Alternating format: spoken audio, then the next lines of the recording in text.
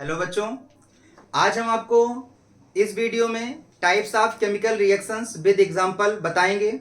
जितने भी हमारे एग्जांपल्स होंगे वो आपके एनसीईआरटी की बुक से कंसर्न किए गए हैं और यहाँ पर हम सिर्फ जो भी हमारी बुक्स में दिए गए केमिकल इक्वेशन है वो किस टाइप के केमिकल रिएक्शंस का एग्जाम्पल है इसको कंसीडर करते हुए हम पढ़ाई करेंगे। जो फर्स्ट टाइप का हमारा केमिकल इक्वेशन है और जो केमिकल इक्वेशन का एग्जांपल हम सबसे पहले पुट करने वाले हैं आपको, वो है हमारा केमिकल रिएक्शंस के अंतर्गत।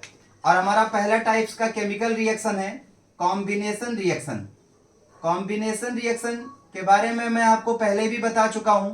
कॉम्बिनेशन रिएक्शंस का मतलब होता है कि ऐसे केमिकल रिएक्शन जिसमें two or more than two reactant combine होते हैं और एक सिंगल प्रोडक्ट का फॉर्मेशन होता है। स्टूडेंट, हमने एक्टिविटी 1 में ऑलरेडी पढ़ा हुआ है कि किस प्रकार मैग्नीशियम को हम एयर की प्रेजेंस में बर्न करते हैं। जब हम मैग्नीशियम को एयर की प्रेजेंस में बर्न करते हैं तो यह मैग्नीशियम ऑक्साइड में कन्वर्ट हो जाता है, जिसको बैलेंस करने का तरीका भी मैंने आपको बताया हुआ है।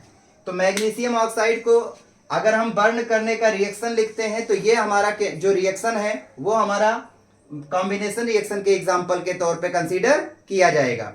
स्टूडेंट, जो हमारा दूसरे टाइप का केमिकल रिएक्शन है वो है हमारा decomposition reaction. Decomposition reaction decomposition reaction student, मैंने आपको एक्टिविटीज में भी बता दिया था कि डिकम्पोजिशन रिएक्शन आपके सिलेबस में जो है वो टोटल 3 टाइप के डिकम्पोजिशन दिए गए हैं। पहला दिया गया है थर्मल डिकम्पोजिशन। थर्मल डिकम्पोजिशन और थर्मल डिकम्पोजिशन रिएक्शन की अगर मैं बात करूं तो यहां पर आपका 3 एक्टिविटीज सिलेबस में दिया गया है। एक एक्टिविटी आपका है फेरस सल्फेट को गर्म करने का, दूसरा एक्टिविटी आपका लेड नाइट्रेट को गर्म करने का और तीसरा एक्टिविटी आपका कैल्शियम कार्बोनेट का गर्म करने का।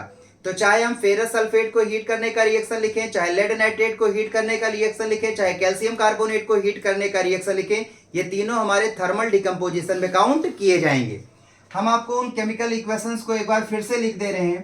फेरस सल्फेट को जब हम हीट करते हैं तो फेरिक ऑक्साइड बनता है, साथ ही साथ हमको बर्निंग सल्फर की स्मेल वाली 2 गैसेस बनती हैं, सल्फर डाइऑक्साइड और सल्फर ट्राइऑक्साइड। अगर हम बैलेंस करें तो प्रोडक्ट साइड में 2 आयरन को देख करके हम रिएक्टेंट में 2 से मल्टीप्लाई कर देते हैं।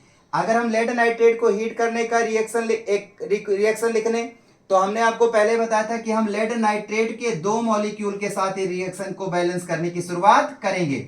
जब हम लेड नाइट्रेट के 2 मॉलिक्यूल को लेकर के इसको हीट करते हैं तो हमको लेड ऑक्साइड मिलता है, ब्राउन कलर का नाइट्रोजन डाइऑक्साइड का फ्यूम मिलता है और साथ में ऑक्सीजन गैस इवॉल्व होती है। अगर हम बैलेंस करने की बात करें तो 2 लेड के मॉलिक्यूल रिएक्टेंट साइड में होते हैं तो प्रोडक्ट में 2 से मल्टीप्लाई कर देते हैं। 4 नाइट्रोजन के आइटम्स आपके रिएक्टेंट साइड में होते हैं तो 4 से यहां मल्टीप्लाई कर देते हैं। ऑक्सीजन का आइटम आपका ऑलरेडी बैलेंस्ड होता है। अगर हम कैल्शियम कार्बोनेट को हीट करने की बात करें तो जब हम कैल्शियम कार्बोनेट को हीट करते हैं तो कैल्शियम ऑक्साइड बनता है और कार्बन डाई ऑक्साइड बनता है, जो कि ऑलरेडी बैलेंस्ड केमिकल इक्वेशन है। स्टूडेंट, अगर हम बात करें दूसरे टाइप के डिकम्पोजिशन रिएक्शन की जो कि इलेक्ट्रिकल है, इलेक्ट्रिकल डिकम्पोजिशन है, इलेक्ट्रिकल डिकम्पोजिशन रिएक्शन है, तो वहां पर हमने आपको एक्टिविटी में बताया हुआ वाटर का इलेक्ट्रिकल डिकम्पोजिशन। वाटर का इलेक्ट्रिकल डिकम्पोजिशन हम करते हैं तो वाटर में इलेक्ट्रिक करंट पास करते हैं और जब वाटर में हम इलेक्ट्रिक करंट पास करते हैं तो हाइड्रोजन गैस इवॉल्व होता है कैथोड पर और ऑक्सीजन गैस इवॉल्व होता है एनोड पर। कैथोड पर हाइड्रोजन गैस इवॉल्व होता है, एनोड पर ऑक्सीजन गैस इवॉल्व होता है। इसको बैलेंस करने के लिए हम रिएक्टेंट साइड में 2 से मल्टीप्लाई करते हैं, फिर हाइड्रोजन को हम 2 से मल्टीप्लाई कर देते हैं और ये हमारा रिएक्शन बैलेंस हो जाता है। अगर हम बात करें तीसरे टाइप के डिकम्पोजिशन रिएक्शन की तो वो हमारा होता है photolytic decomposition. Photolytic decomposition reaction की अगर मैं बात करूं तो फोटोलिटिक डिकम्पोजिशन रिएक्शन में एग्जांपल के तौर पे मैंने आपको एक्टिविटी में बताया हुआ है कि हम सिल्वर क्लोराइड को, जो व्हाइट कलर का सिल्वर क्लोराइड होता है, इसको सनलाइट में रखते हैं तो ये ग्रे कलर के सिल्वर में और क्लोरीन में डिकम्पोज हो जाता है। और एग्जाम्पल की अगर मैं बात करूं तो AgCl को जब हम सनलाइट में रखते हैं तो ये हमारा Ag और Cl2 में डिकम्पोज हो जाता है। अगर इसको बैलेंस करने की बात करें तो रिएक्टेंट साइड में 2 से मल्टीप्लाई करेंगे तो सिल्वर को भी प्रोडक्ट साइड में हमको 2 से मल्टीप्लाई करना होगा। तो ये हमारा फोटोलिटिक डिकम्पोजिशन रिएक्शन का एग्जाम्पल हो जाएगा। तो स्टूडेंट, कॉम्बिनेशन रिएक्शन में हम देखते हैं कि 2 या आपके मोर देन टू रिएक्टेंट आपस में कंबाइन होकर के सिंगल प्रोडक्ट बनाते हैं तो ऐसे रिएक्शन को हम कॉम्बिनेशन रिएक्शन कहते हैं। और एक सिंगल रिएक्टेंट अगर आपका डिकम्पोज होता है और वो मोर देन टू प्रोडक्ट में कन्वर्ट होता है तो उसको हम कह देते हैं डिकम्पोजिशन रिएक्शन। अब डिकम्पोजिशन अगर हीट करने से हो रहा है तो थर्मल डिकम्पोजिशन कहेंगे। डिकम्पोजिशन अगर इलेक्ट्रिकल एनर्जी से हो रहा है, इलेक्ट्रिक करंट से हो रहा है, तो इलेक्ट्रिकल डिकम्पोजिशन कहेंगे। अगर डिकम्पोजिशन सनलाइट की प्रेजेंस में हो रहा है, सोलर एनर्जी से, तो उसको हम फोटोलिटिक डिकम्पोजिशन काउंट करेंगे। हमारे नेक्स्ट टाइप का जो टाइप्स ऑफ केमिकल रिएक्शन है उसके एग्जांपल को हम आगे देखने वाले हैं। बच्चों, जो हमारा नेक्स्ट टाइप का केमिकल रिएक्शन है वो है हमारा displacement reaction. Displacement reaction, displacement reaction के अगर हम एग्जांपल्स की बात करें तो मैंने आपको एक्टिविटी में ऑलरेडी बताया हुआ है कि जब हम कॉपर सल्फेट के सोल्यूशन में आयरन की नेल डिप करते हैं तो किस प्रकार आयरन जो होता है वो मोर रिएक्टिव होता है, वो कॉपर सल्फेट के सोल्यूशन से कॉपर को डिस्प्लेस कर देता है, जिसके वजह से FeSO4 और कॉपर बनता है। और फर्दर जो एग्जांपल आपकी एनसीईआरटी में गिवन है मैं उनका भी जिक्र आपके सामने करने जा रहा हूं एग्जांपल के पॉइंट ऑफ व्यू से। तो फर्स्ट एग्जांपल तो हम कंसीडर करेंगे जो हमारी एक्टिविटी में दिया है Fe प्लस CuSO4, ये बन जाता है FeSO4 प्लस Cu। यहां पर आप देख रहे हैं कि आयरन कॉपर से मोर रिएक्टिव है तो कॉपर सल्फेट के सोल्यूशन से आयरन ने कॉपर को डिस्प्लेस कर दिया। अगर हम और रिएक्शन की बात करें जो कि आपकी एनसीईआरटी में गिवन है तो जिंक भी कॉपर सल्फेट के सोल्यूशन से रिएक्ट करके कॉपर को डिस्प्लेस करके ZnSO4 बनाता है और साथ ही साथ कॉपर बनता है। अगर हम एक अन्य रिएक्शन की बात करें जो आपकी बुक में गिवन है तो लेड जो होता है वो कॉपर क्लोराइड के साथ रिएक्ट करता है, लेड क्लोराइड बनाता है और साथ ही साथ आपका कॉपर अलग हो जाता है। स्टूडेंट, मैं आपको एक अलग रिएक्शन बताने जा रहा हूं जो आपकी एनसीईआरटी में नहीं गिवन है लेकिन ये इंपॉर्टेंट रिएक्शन है और डिस्प्लेसमेंट रिएक्शन के एग्जांपल के अंतर्गत आता है। क्वेश्चन पूछा जाता है कि क्या होता है, what's happen when we put copper rod in silver nitrate solution. जब हम सिल्वर नाइट्रेट सोल्यूशन यानी कि AgNO3 सोल्यूशन में कॉपर की जब रॉड डिप करते हैं तो क्या होता है। तो जब हम सिल्वर नाइट्रेट के सोल्यूशन में कॉपर की रॉड डिप करते हैं तो स्टूडेंट यहां मैं आपको बताना चाहूंगा कि कॉपर जो है वो सिल्वर से ज्यादा रिएक्टिव मेटल है और जब हम कॉपर की रॉड को सिल्वर नाइट्रेट के सोल्यूशन में डिप करते हैं तो कॉपर सिल्वर नाइट्रेट से सिल्वर को डिस्प्लेस कर देता है और बनाता है कॉपर नाइट्रेट CuNO3 का होल ट्वाइस और साथ में सिल्वर आपका अलग हो जाता है।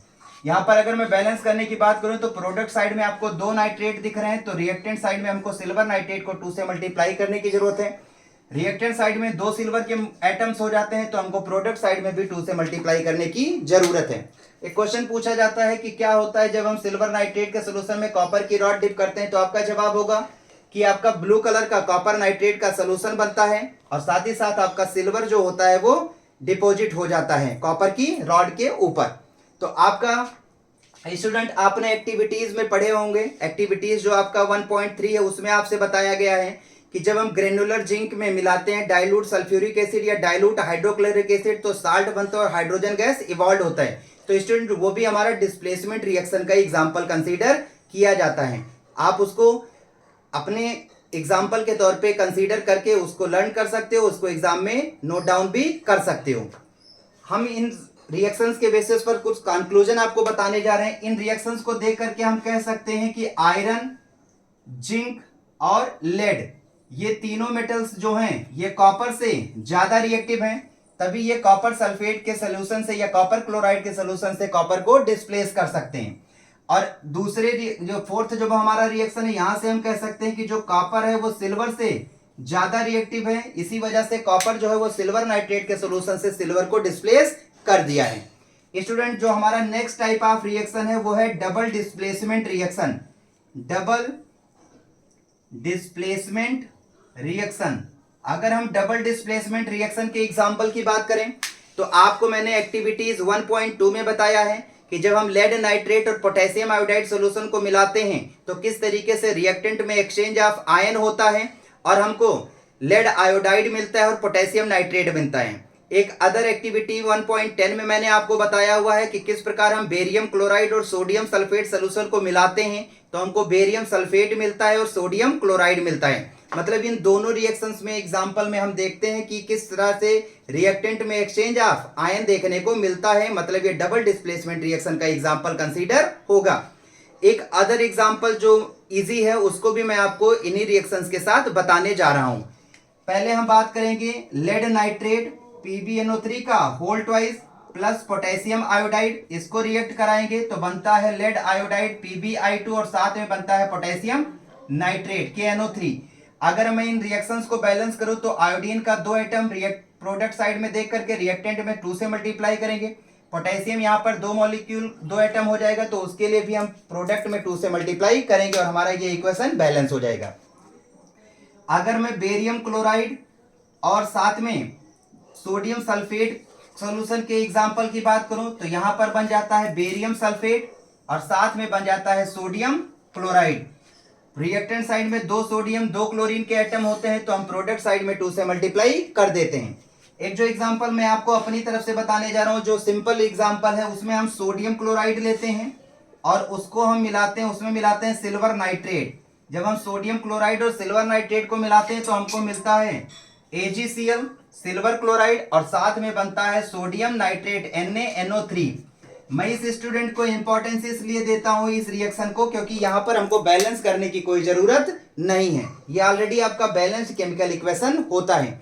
इन तीनों एग्जांपल में हम देख सकते हैं कि किस प्रकार आपको एक्सचेंज ऑफ आयन देखने को मिलता है, किस प्रकार लेड जो है वो आयोडीन के साथ जुड़ जाता है, पोटेशियम नाइट्रेट के साथ जुड़ जाता है, बेरियम सल्फेट के साथ जुड़ जाता है, सोडियम क्लोराइड के साथ जुड़ जाता है, यहाँ सोडियम नाइट्रेट के साथ जुड़ जाता है और सिल्वर क्लोरीन के साथ जुड़ जाता है। स्टूडेंट ये सारे के सारे एग्जांपल आपके डबल डिस्प्लेसमेंट रिएक्शन के एग्जांपल कंसीडर किए जाएंगे।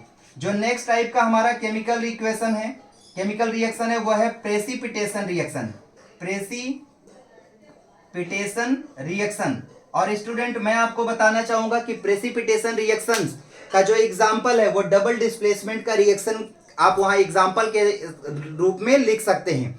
बस आपको एक पॉइंट मेंशन करने की जरूरत है, जैसे अगर हम इन तीनों रिएक्शंस को प्रेसिपिटेशन रिएक्शन के एग्जाम्पल के फॉर्म में अगर यूटिलाइज करना चाहते तो हमको क्या स्पेशल करना है, आपको सिर्फ इतना करना है कि जब हम लेड नाइट्रेट के सोल्यूशन को पोटेशियम आयोडाइड के सोल्यूशन के साथ मिलाते हैं तो हमको लेड आयोडाइड का येलो प्रेसिपिटेट मिलता है, ये बात आपको मेंशन कर देना है तो वो रिएक्शन आपका प्रेसिपिटेशन काउंट हो जाएगा। अगर हम सेकेंड इक्वेशन को यहाँ पर एग्जांपल के तौर पे लिखते हैं तो हमको लिखना पड़ेगा कि जब हम बेरियम क्लोराइड को सोडियम सल्फेट के साथ रिएक्ट कराते हैं तो हमको बेरियम सल्फेट का व्हाइट प्रेसिपिटेट मिलता है, यानी कि वो आपका प्रेसिपिटेशन रिएक्शन है।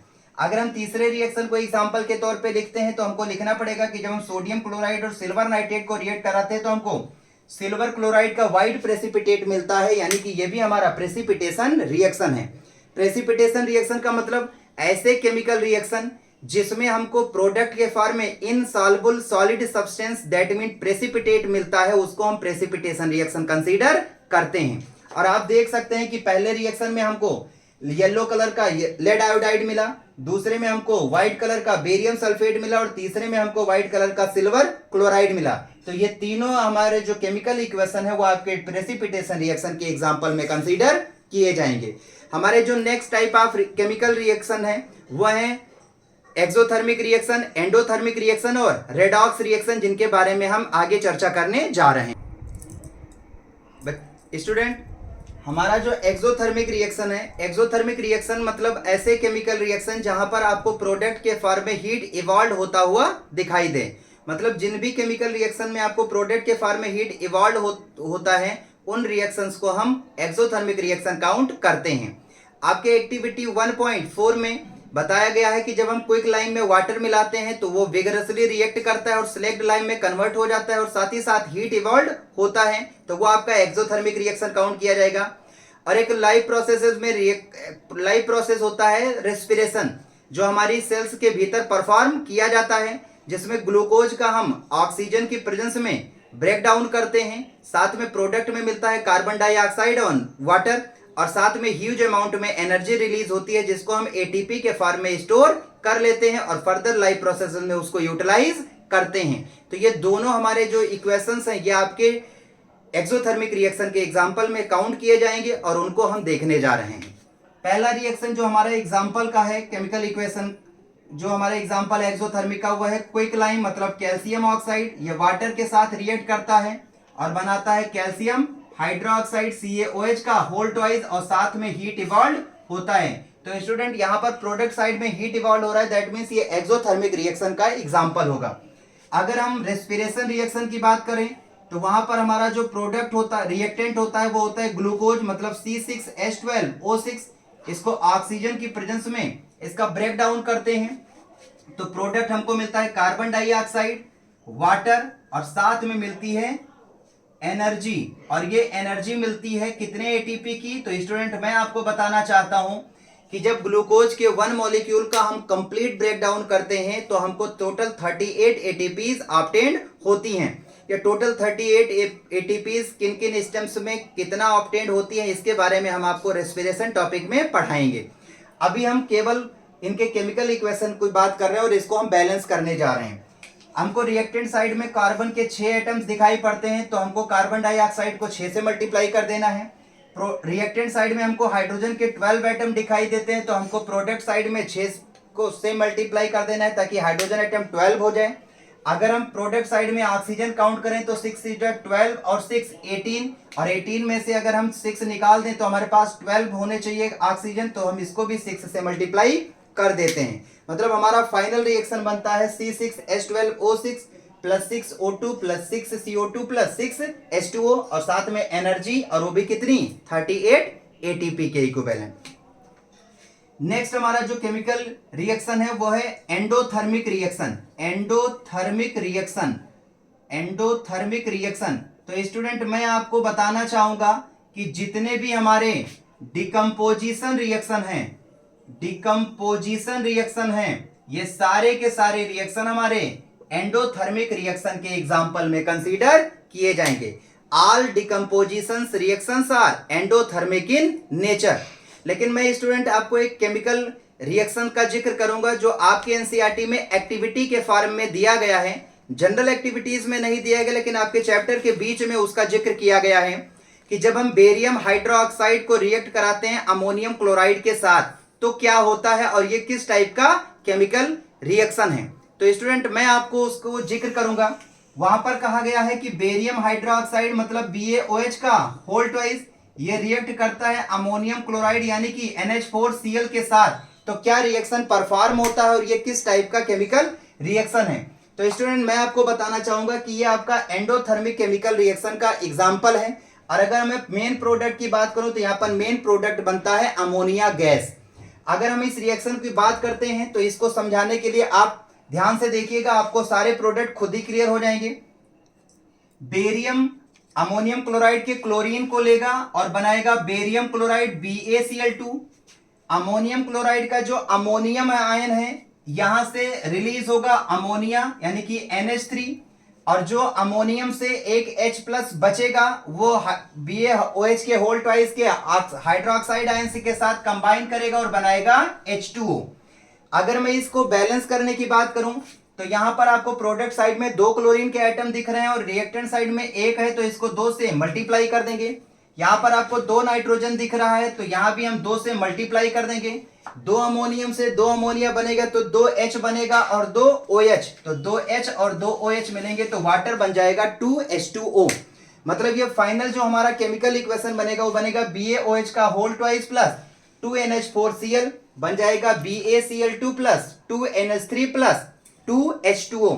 और इस रिएक्शन में आप इसको कंसीडर करोगे एंडोथर्मिक रिएक्शन, इसको एग्जांपल कंसीडर करोगे एंडोथर्मिक रिएक्शन का, क्योंकि एंडोथर्मिक रिएक्शंस ऐसे केमिकल रिएक्शन होते हैं जिनके कंप्लीट होने के लिए वो एनर्जी को एब्जॉर्ब करते हैं या उनको कंप्लीट करने के लिए बाहर से आपको एनर्जी को इन्वॉल्व कराने की जरूरत पड़ती है। तो ये केमिकल रिएक्शन जो है या डिकम्पोजिशन रिएक्शन जो है इनको कंप्लीट कराने के लिए आपको बाहर से किसी न किसी फॉर्म में एनर्जी देनी पड़ती है। तो ये सारे एग्जांपल कंसीडर होते हैं एंडोथर्मिक रिएक्शन में।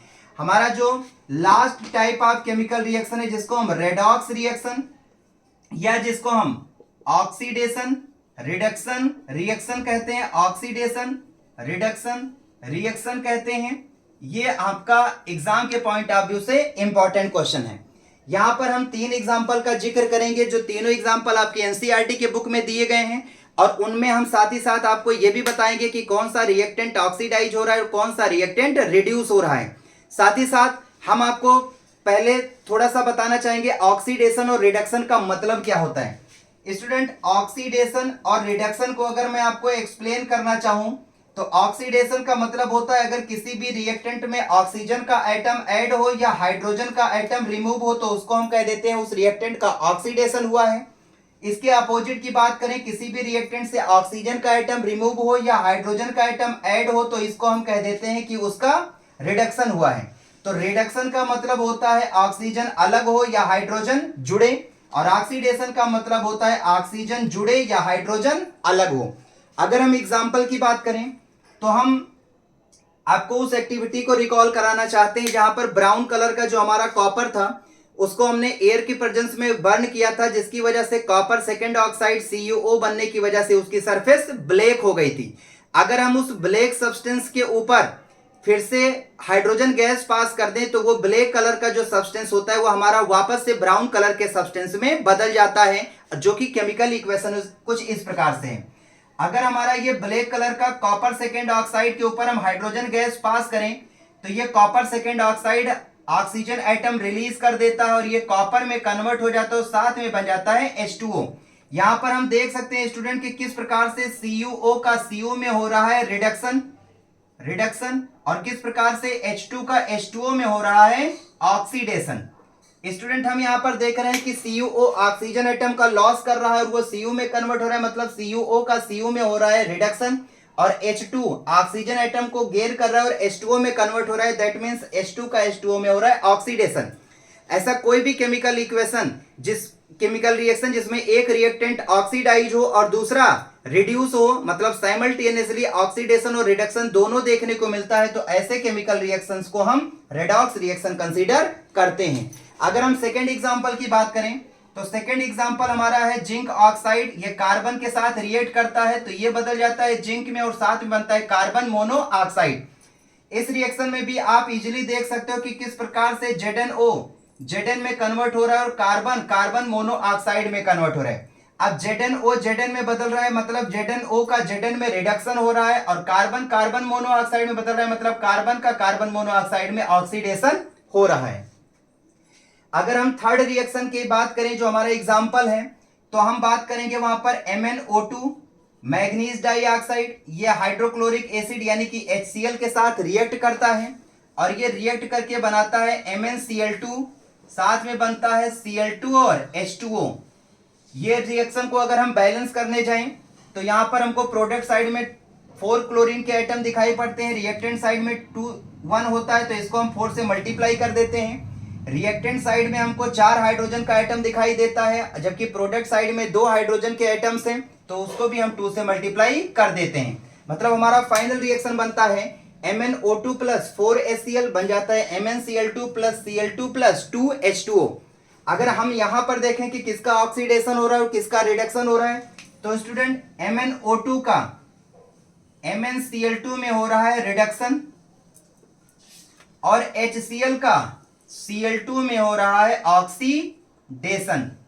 हम देख सकते हैं कि MnO2 से MnCl2 बनने में ऑक्सीजन एटम अलग हो रहा है और ऑक्सीजन एटम का अलग होना बताता है रिडक्शन, और HCl से Cl2 बनने में हाइड्रोजन एटम अलग हो रहा है और हाइड्रोजन एटम का अलग होना बताता है ऑक्सीडेशन। तो स्टूडेंट, हम इन तीनों एग्जांपल्स में ये देख सकते हैं, पहले एग्जांपल में कि CuO का Cu में रिडक्शन होता है और H2 का H2O में ऑक्सीडेशन होता है। दूसरे एग्जांपल में हम देख रहे हैं कि ZnO का Zn में रिडक्शन होता है और कार्बन मोनोऑक्साइड में ऑक्सीडेशन होता है। थर्ड एग्जांपल में हम देख रहे हैं कि MnO2 का MnCl2 में रिडक्शन होता है और HCl का Cl2 में ऑक्सीडेशन होता है। इन तीनों एग्जांपल में हम देख रहे हैं कि एक हमारा रिएक्टेंट ऑक्सीडाइज होता है तो साइमल्टेनियसली दूसरा रिएक्टेंट जो हमारा होता है वो ऑक्सीडाइज होता है। और ऐसा केमिकल रिएक्शन जिसमें एक रिएक्टेंट ऑक्सीडाइज हो और दूसरा रिड्यूस हो एक साथ तो उसको हम रेडॉक्स रिएक्शन कंसीडर करते हैं। कुल मिलाकर के हमने आपको combination reaction, decomposition reaction, displacement reaction, double displacement reaction, precipitation reaction, exothermic reaction, endothermic reaction और रेडॉक्स रिएक्शन सभी रिएक्शंस के बारे में बता दिया है। और सबके एनसीईआरटी में गिवन एग्जाम्पल और प्लस जो मुझे थोड़ा सा इंपॉर्टेंट एग्जाम्पल लग रहे थे उनका भी मैंने जिक्र कर दिया है। स्टूडेंट, मैं आपसे सिर्फ इतना कहना चाहता हूं कि आप जब भी पढ़ा करिए तो आपका सारा फोकस पहले एनसीईआरटी के टेक्स्ट बुक पर होना चाहिए। पहले हम टेक्स्ट बुक फिनिश कर लें, फिर एनसीईआरटी के एक्सरसाइज को फिनिश कर लें। उसके बाद अगर हम चाहें तो हम एनसीईआरटी एग्जाम्पलर्स के क्वेश्चंस को भी सॉल्व आउट कर सकते हैं। अगर हम सीबीएसई बोर्ड के स्टूडेंट हैं तो हमारा पहला प्राथमिकता होना चाहिए एनसीईआरटी के टेक्स्ट बुक, उसके एक्सरसाइज को सॉल्व करना। उसके बाद हम एनसीईआरटी एग्जाम्पलर्स के साथ जा सकते हैं। इसके अलावा आपके बोर्ड एग्जाम के लिए आपको कुछ भी एक्स्ट्रा एफर्ट करने की जरूरत नहीं है। Student, chemistry activity based question ज्यादा पूछे जाते हैं एग्जामिनेशन में, तो हमारा पढ़ने का तरीका भी वैसे ही होना चाहिए। हम रटने से ज्यादा समझने पर ध्यान दें। किसी भी केमिकल इक्वेशन को हमको रटने की आवश्यकता नहीं है। हम केमिकल इक्वेशन के रिएक्टेंट और प्रोडक्ट के फार्मूलाज को लर्न कर सकते हैं और उसके बाद हम केमिकल इक्वेशंस को खुद से बैलेंस करना सीख सकते हैं। स्टूडेंट, मेरा आपसे सिर्फ इतना कहना है कि इन जो भी वीडियोस मैं आपको बना रहा हूं वो वीडियोस मैं इसीलिए बना रहा हूं ताकि आपको उसका बेनिफिट मिल सके। अगर आपको लगता है कि मेरे वीडियो से आपको बेनिफिट मिलता है तो आपसे रिक्वेस्ट है कि आप उसको पहले तो खुद पढ़ें, कम से कम 2 बार एक एक लेक्चर को देखें और उसके बाद उनको अपने फ्रेंड्स के साथ शेयर करें और उनको भी उसका फायदा लेने के लिए कहें। और आप अगर इस वीडियो को देखेंगे, अपने फ्रेंड्स के साथ शेयर करेंगे तो कहीं ना कहीं उनका भी फायदा होगा और हमारा भी फायदा होगा। हमारा नाम हमारे स्टूडेंट समझेंगे, जानेंगे और वो हमको प्रमोट करेंगे नए नए वीडियोस बनाने के लिए। वो टॉपिक्स हमसे शेयर करेंगे, फिर हम उन टॉपिक से वीडियोस बनाना शुरू करेंगे। आप लोगों से रिक्वेस्ट है कि आप पढ़ाई को समझने का प्रयास करिए, रटने का प्रयास मत करिए, नंबर के पीछे मत भागिए, सिर्फ अपने नॉलेज के पीछे भागिए। और मैं आपसे एनसीईआरटी के लगभग सारे केमिकल इक्वेशंस का जिक्र कर चुका हूं। मैं आपको नेक्स्ट वीडियो में एनसीईआरटी के एक्सरसाइज में गिवन जितने भी केमिकल इक्वेशन हैं उन सभी केमिकल इक्वेशंस को बैलेंस करना और उनको आपको समझाने का प्रयास करूंगा। Thank you.